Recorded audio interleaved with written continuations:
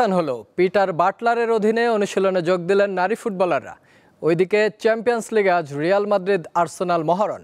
এসবের পাশাপাশি দেশ বিদেশের খেলাধুলার আরও খবর নিয়ে সাজানো হয়েছে আজকের ইসলামী ব্যাংক দীপ্ত স্পোর্টস। আর আপনাদের সাথে আছি আমি মির্জা শাকেসেব সাকিব। চলে যাচ্ছি মূল আয়োজনে। ৬৮ দিন পর দেশের নারী ফুটবলে বিদ্রোহের অবসান হলো। কোচের আমন্ত্রণ গ্রহণ করে ভোরে অনুশীলনে ফিরেছেন কৃষ্ণা সানজিদারা। একদিন আগেই বিদ্রোহী ফুটবলারের একাংশের সঙ্গে বৈঠক করে সব ভুলে নতুন করে শুরুর জন্য ফুটবলারদের আমন্ত্রণ জানান পিটার বাটলার। সোমবার জিম সেশনের পর মঙ্গলবার সকাল ৬টায় ধানমন্ডির আবাহনী মাঠে অনুশীলন করে বাংলাদেশ জাতীয় নারী ফুটবল দল। কোচের বিরুদ্ধে বিদ্রোহ ঘোষণা করা ১৮ জনের মধ্যে ১৩ জনই এ সময় উপস্থিত ছিলেন। ঋতুপর্ণা চাকমা, মনিকা চাকমা, মাতসুসীমা সুমাইয়া ও সাবিনা খাতুন বর্তমানে ভুটানে আছেন।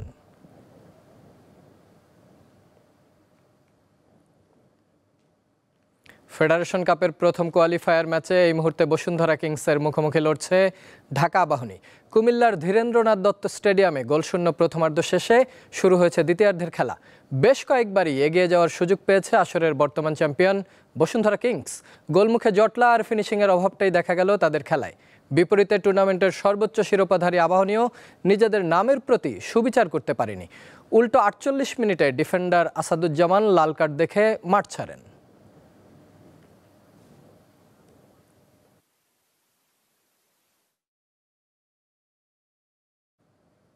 ফেডারেশন কাপ ফুটবলের প্রথম কোয়ালিফায়ারে কিছুক্ষণের মধ্যেই মুখোমুখি দুই জায়ান্টের দ্বিতীয়ার্ধের খেলা চলছে।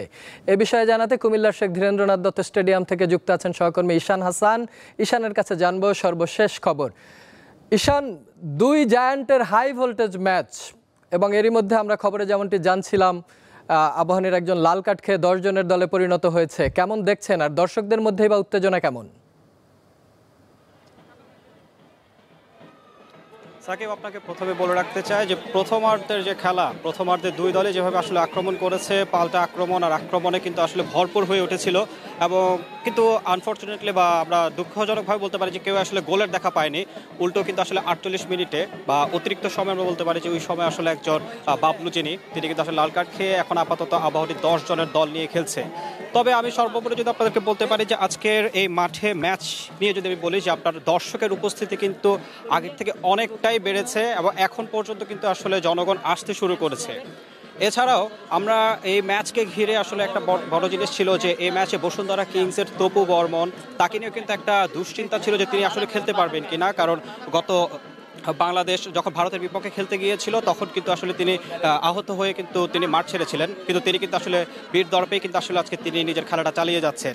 এছাড়া আবাহনীতে যদি আমরা বলি, আবাহনীতে তাদের যে বিদেশি দুইজন খেলোয়াড় ব্রাজিলিয়ান এবং নাইজেরিয়ান তারাও কিন্তু আসলে আজকে মাঠে আছে, কিন্তু এখানে দুঃখজনকভাবেও আবাহনী কিন্তু এখন ১০ জনের দল নিয়ে খেলছে। আরেকটা বিষয় হচ্ছে যে এই মাঠে গত ডিসেম্বরে এই মাঠে প্রিমিয়ার লিগের যে ম্যাচ ছিল সেই ম্যাচে কিন্তু বসুন্ধরাকে ১০ বছর পর আবাহনী কিন্তু হারিয়েছিল।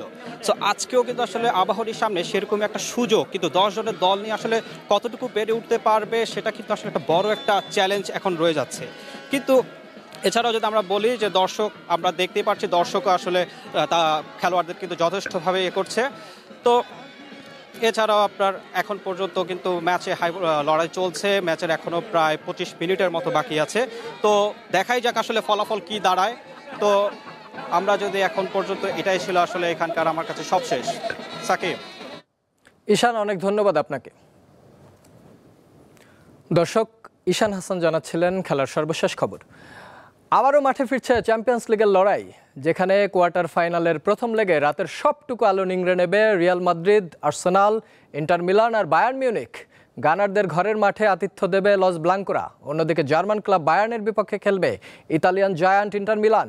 সবগুলো ম্যাচ শুরু রাত ১টায়। চ্যাম্পিয়ন্স লিগের রাজাখ্যাত রিয়াল মাদ্রিদ শেষ ৮-এ উঠেছে বেশ কাঠখড় পুড়িয়ে। রেকর্ড ১৫ বারের শিরোপা জয়ীদের সামনে এবার আর্সেনাল পরীক্ষা। ইতিহাস জানান দিচ্ছে গানারদের বিপক্ষে ২০০৫-০৬ মৌসুমে রাউন্ড অফ 16 থেকে বিদায় নিতে হয়েছিল লস ব্লাঙ্কোদের। এছাড়া লিগের সবশেষ ম্যাচে ভ্যালেন্সিয়ার বিপক্ষেও হেরেছে তারা।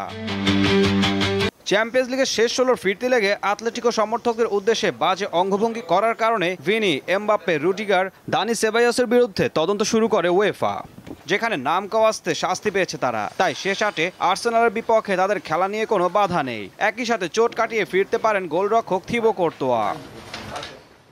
চোটের কারণে সেন্টার ব্যাক গ্যাব্রিয়েল পুরো মৌসুমের জন্য ছিটকে গেছেন, তাই রিয়াল মাদ্রিদের সামনে কঠিন পরীক্ষার মুখে পড়তে পারেন মিকেল আর্তেতা শিষ্যরা।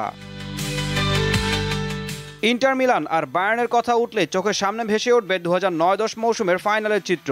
সেদিন বায়ার্নকে জোড়া গোলে উড়িয়ে নিজেদের তৃতীয় ও সবচেয়ে শিরোপা নিশ্চিত করে ইন্টার। তবে চ্যাম্পিয়ন্স লিগে এখন পর্যন্ত 7 বারে দেখায় 4 জয় এগিয়ে বায়ার্ন আর 2 জয় ইন্টারের। এবারের মৌসুম শেষে বায়ার্নের জার্সি তুলে রাখবেন জার্মান তারকা থমাস মুলার, তাই চ্যাম্পিয়ন্স লিগে নিজের শেষ মৌসুমটা রাঙাতে চাইবেন তিনি। ঈশান হাসান, দীপ্ত স্পোর্টস। আবার স্বাগত, আপনারা দেখছেন ইসলামী ব্যাংক দীপ্ত স্পোর্টস। জিম্বাবুয়ের বিপক্ষে 2 ম্যাচ টেস্ট সিরিজের জন্য কিছুক্ষণ আগে 15 সদস্যের দল ঘোষণা করেছে বিসিবি। বাদ পড়েছেন পেসার তাসকিন আহমেদ, প্রথমবারের মতো জায়গা পেলেন তানজিম হাসান সাকিব।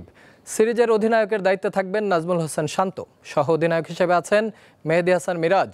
আগামী 15 এপ্রিল 2 ম্যাচ সিরিজ খেলতে ঢাকায় আসবে জিম্বাবুয়ে ক্রিকেট দল। এরপর চলে যাবে সিলেটে।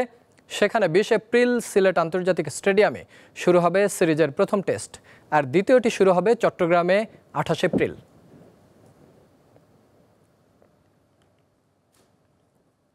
সিনিয়র ক্রিকেটারদের ফিরিয়ে এনে বাংলাদেশের বিপক্ষে 2 টেস্টের সিরিজের জন্য দল ঘোষণা করেছে জিম্বাবুয়ে। পিঠের চোট থেকে সেরে ওঠে শন উইলিয়ামসন, আর ব্যক্তিগত কারণে ছুটি কাটিয়ে ক্রেগ আরভিনের মতো অভিজ্ঞ ব্যাটাররা ফিরেছেন দলে। এছাড়া 15 সদস্যের স্কোয়াডে ফেরার তালিকায় আছেন বাঁহাতি স্পিনার ওয়েলিংটন মাসাকাজ্জা। 2023-এ ওয়েস্ট ইন্ডিজের বিপক্ষে টেস্ট অভিষেকের প্রায় 2 বছর পর জাতীয় দলে ফিরেছেন কিপার ব্যাটার টাফাটজোয়া সিগা। তাকে জায়গা দিতে বাদ পড়েছেন জয়লট গুম্বি, আর তরুণ পেসার নিউম্যান নিয়ামুরির জায়গায় নিয়েছেন বাঁহাতি স্পিনার মাসাকাজ্জা।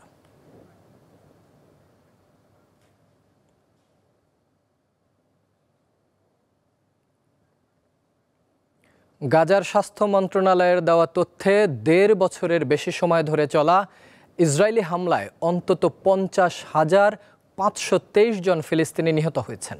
আহত হয়েছেন প্রায় 1,15,000 মানুষ। এত বড় গণহত্যায় উদ্বেগ নেই প্রভাবশালী দেশগুলোর। সাধারণ মানুষদের মতো নিজেদের জায়গা থেকে ফিলিস্তিনিদের পক্ষে প্রকাশ্যে সংহতি জানাচ্ছেন ক্রীড়া জগতের বড় বড় তারকারাও।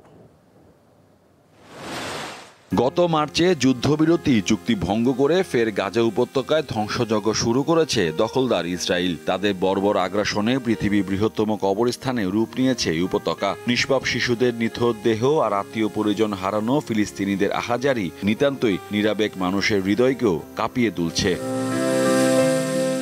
বিশ্ব নেতারা নিশ্চুপ, তবে সাধারণ মানুষ চুপ করে নেই। ধিক্কার দিচ্ছেন বিশ্ব নেতাদের। খেলার মাঠে ফিলিস্তিনিদের পক্ষে প্রকাশ্যে সংহতি জানাচ্ছেন ক্রীড়াবিদরা।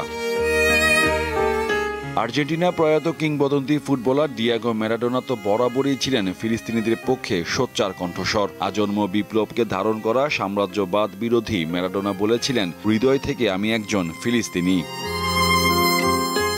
শেফিল্ড ইউনাইটেডে খেলা বাংলাদেশি ফুটবলার হামজা দাওয়ান চৌধুরীও ফুটবল মাঠে ফিলিস্তিনিদের পতাকা প্রদর্শন করেছেন। বিভিন্ন সময়েই তিনি ফিলিস্তিনিদের পক্ষে সমর্থন জানিয়েছেন। ফুটবলের মাঠে প্রকাশ্যে সমর্থন দিয়ে নিষেধাজ্ঞা পাওয়া দৃষ্টান্ত আছে। ডাচ ফুটবলার আনোয়ার এল গাজী সামাজিক যোগাযোগ মাধ্যমে নিরীহ ফিলিস্তিনিদের উপর চলমান গণহত্যার প্রতিবাদ জানিয়ে ব্যাপক সমালোচনার মুখে পড়েছিলেন। এমনকি জার্মান ক্লাব মেইঞ্চ তার সঙ্গে চুক্তিও বাতিল করেছিল।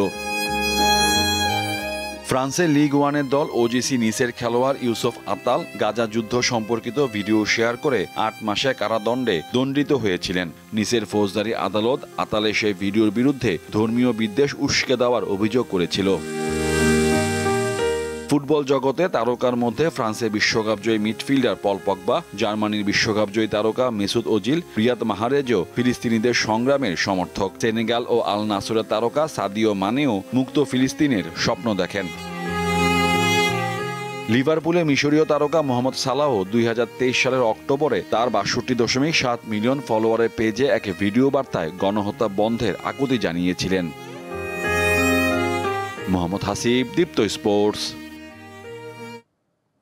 এই ছিল আজকের ইসলামী ব্যাংক দীপ্ত স্পোর্টস। দেশ বিদেশের খেলাধুলার নানা রকম খবর পেতে দীপ্ত স্পোর্টসের সাথেই থাকুন, আর চোখ রাখুন দীপ্ত টিভির ডিজিটাল প্ল্যাটফর্মগুলোতে।